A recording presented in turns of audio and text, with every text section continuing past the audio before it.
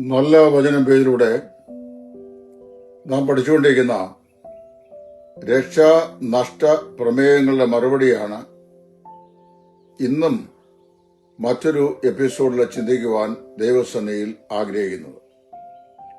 ഈ വചനഭാഗത്ത് ഇന്ന് ആധാരമായി നമ്മൾ പഠിക്കാൻ പോകുന്നത് എബ്രായ ലേഖനത്തിന്റെ 6-ാം അധ്യായത്തിന്റെ 1 മുതൽ 6 വരെയുള്ള വാക്യങ്ങളിലെ മറ്റൊരു വാക്യമാണ്. എബ്രായ ലേഖനം 6-ാം അധ്യായം അതിന്റെ ആദ്യ ഭാഗങ്ങളിൽ പറയപ്പെടുന്ന ഒരിക്കൽ പ്രകാശനം ലഭിക്കുകയും സ്വർഗീയ ദാനം ആസ്വദിക്കുകയും പരിശുദ്ധാത്മാവിനെ പ്രാപിക്കുകയും വരുവാനുള്ള ലോകത്തിന്റെ ശക്തിയെ ആസ്വദിക്കുകയും ചെയ്തവർ പിന്മാറിപ്പോയാൽ എന്ന് പറയപ്പെടുന്ന നിബന്ധന രക്ഷിക്കപ്പെട്ട വിശ്വാസികളെ കുറിച്ചല്ല, മറിച്ച് വിശ്വാസ ത്യാഗികളായ അപ്പോസ്റ്റേറ്റുകൾ രക്ഷയുടെ വക്കോളം എത്തിച്ചേർന്നിട്ടും കൺവിൻസിംഗ്ലി രക്ഷ അനിവാര്യമാണെന്നും രക്ഷിതാവായ യേശു ക്രിസ്തു ഒരുവൻ മാത്രമേ ഉള്ളൂവെന്നും ആ കർത്താവായ യേശു ക്രിസ്തുവിനെ രക്ഷിതാവായി സ്വീകരിക്കാതെ മനഃപൂർവ്വമായി അതിൽ നിന്ന് അകന്നു പോകുന്ന രക്ഷിക്കപ്പെടാത്ത ആളുകളെ കുറിച്ചാണെന്നും കഴിഞ്ഞ എപ്പിസോഡിൽ നമ്മൾ വിശദമായി പഠിക്കുകയുണ്ടായി. 6-ാം അധ്യായത്തിന്റെ വ്യാഖ്യാന വശത്ത് 2-3 വ്യത്യസ്തമായ വ്യാഖ്യാന രീതികൾ വേദവിദ്യാർത്ഥികൾ അവലംബിക്കാറുണ്ട്. അതിലേറ്റവും സായുക്തികവും ആ ലേഖനത്തിന്റെ കോണ്ടക്സ്റ്റിനോട് ബന്ധപ്പെട്ടതുമായ നിലയിൽ പൊരുത്തപ്പെട്ടു പോകുന്ന ഒരു വ്യാഖ്യാന രീതിയാണ് കഴിഞ്ഞ എപ്പിസോഡിൽ ഞാൻ പറഞ്ഞത്. ബഹുമാന്യ ശ്രോതാക്കൾ അത് കേട്ടിട്ടുണ്ട് എന്ന് കർത്താവിൽ ഞാൻ വിശ്വസിക്കുന്നു. ഇവിടെ അപ്പോസ്തലൻ പറയുകയാണ്, ഈ മഴ പെയ്തിട്ട് ഭൂമി കൃഷി ചെയ്യുന്നവർക്ക് ഉചിതമായ നിലയിലുള്ള ഫലം പുറപ്പെടുവിക്കാതെ മുള്ളും ഞെരിഞ്ഞിലും മാത്രം പുറപ്പെടുവിച്ചാൽ അതിന് ചുട്ടുകളയാണ് അതിന്റെ അവസാനം എന്നാണ്. ശ്രദ്ധിക്കണം, ഭൂമിയിൽ മഴ ദൈവം ധാരാളമായി പെയ്യുന്നു. അവൻ ഭൂമിയെ മഴ കൊണ്ട് നനയ്ക്കുന്നുവെന്നും അതിൽ സസ്യാദികൾ മുളപ്പിക്കുന്നു എന്നും മനുഷ്യന്റെയും മൃഗങ്ങളുടെയും ആഹാരത്തിനായിട്ട് അവയിൽ നിന്ന് ദൈവം കൊടുക്കുന്നുവെന്നും സങ്കീർത്തനങ്ങളിൽ സങ്കീർത്തനക്കാരൻ പറഞ്ഞിട്ടുണ്ട്. അപ്പൊ ദൈവം കാലാകാലങ്ങളിലായി ഈ മഴയെ പെയ്യുകയും പ്രകൃതിയെ തന്നെ അതിന്റെ വിഭവസമൃദ്ധമാകുന്ന അനുഗ്രഹങ്ങൾ കൃഷി വിഭവങ്ങൾ കൂടി മനുഷ്യന് മടക്കി കൊടുക്കുകയും ചെയ്യുന്നു.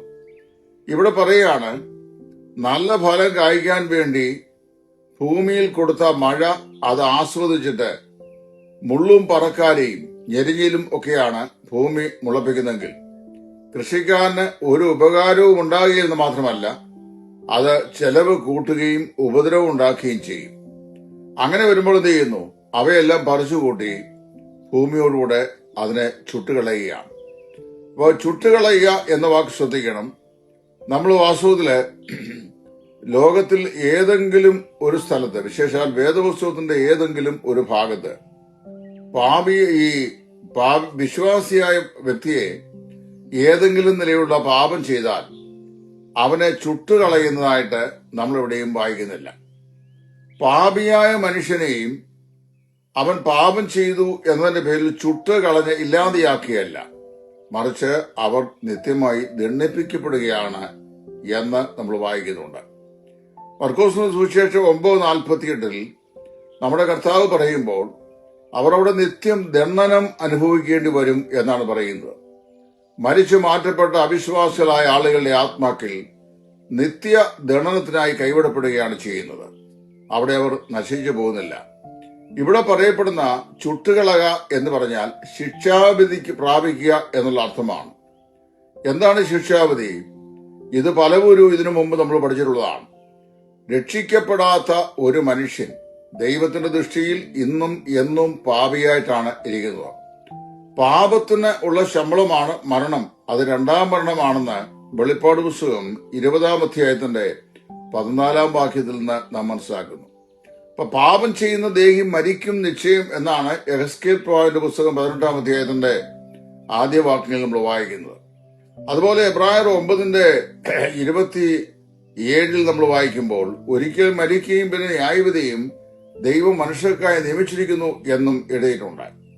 ഈ പറഞ്ഞു വരുന്നതിന്റെ സാരം ഇതാണ്: പാപിയായ ഒരു ദൈവം ഭൂമിയിൽ മനുഷ്യനെ ആക്കിയിരിക്കുന്നത് അവൻ ദൈവത്തിന്റെ ഇഷ്ടം പ്രവർത്തിച്ച് ദൈവത്തിന്റെ വചനപ്രകാരം ദൈവത്തെ ആരാധിച്ച് ദൈവത്തെ ഭയപ്പെട്ട് മുമ്പോട്ട് ജീവിക്കണം എന്നുള്ളതാണ്. എന്നാൽ ആ ലക്ഷ്യപന്താവിൽ നിന്ന് നേരെ തിരിഞ്ഞിട്ട് മനുഷ്യൻ സ്വാർത്ഥതൽപന്നും ദൈവത്തിന്റെ ഇഷ്ടത്തിന് അനുരൂപമായ നിലയിലുള്ള ഫലം കായ്ക്കാത്തവനും ദൈവഹിതത്തിന് വിധേയപ്പെടാത്തവനും ദൈവിക കൽപ്പനകളെ അനുസരിക്കാത്തവനും ദൈവത്തിന് വിരോധമായി പാപം ചെയ്യുന്നവനുമായി മാറിയാൽ ദൈവം എന്തു ചെയ്യും എന്നാ പറയും. ദൈവം എന്ത് ചെയ്യും?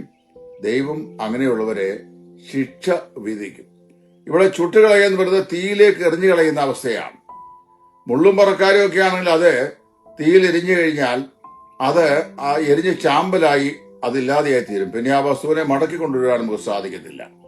എന്നാൽ ഇവിടെ ഈ ചുട്ടുകളയുക എന്ന് പറഞ്ഞു കഴിഞ്ഞാൽ അക്ഷരാർത്ഥത്തിൽ പാപിയായ മനുഷ്യന്റെ ആത്മാവിനെ അവന്റെ അസ്തിത്വത്തെ ഇല്ലാതെയാക്കുന്ന ഒന്നല്ല.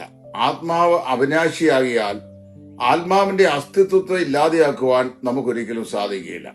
പിന്നെ എന്താണ് ഇതിന്റെ അർത്ഥം എന്ന് ചോദിച്ചു കഴിഞ്ഞാൽ, പാപിയായ മനുഷ്യൻ, ദൈവത്തിന്റെ ശിക്ഷയ്ക്ക് പാത്രീഭവിച്ച മനുഷ്യനെ ദൈവം എന്ത് ചെയ്യുന്നു?